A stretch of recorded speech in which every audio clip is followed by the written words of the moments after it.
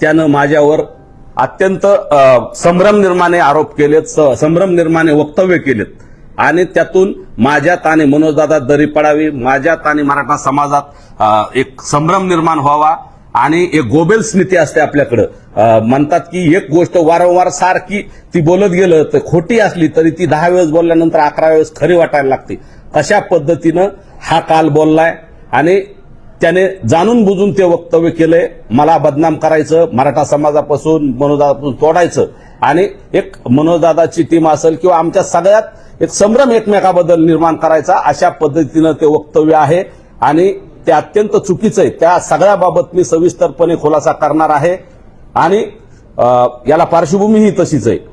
जर तो मित्र म्हणतो तर शेवटचं कालचंच उदाहरण घेऊ.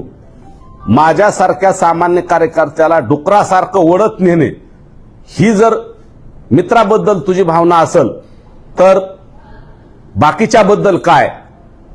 आणि मला एक सांगायचंय की ज्या वेळेस स्वर्गीय संतोष अण्णांचा खून झाला त्याच्या जवळच्या लोकांनी तो खून केला आणि महादेव भैयाचं प्रकरण समोर आलं.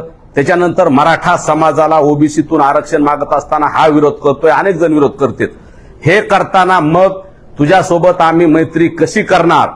त्याच दिवशी मी ती मैत्री तोडली होती ज्या दिवशी संतोष अण्णाचा खून तुझ्या जवळच्या लोकांनी केला आणि त्यानंतर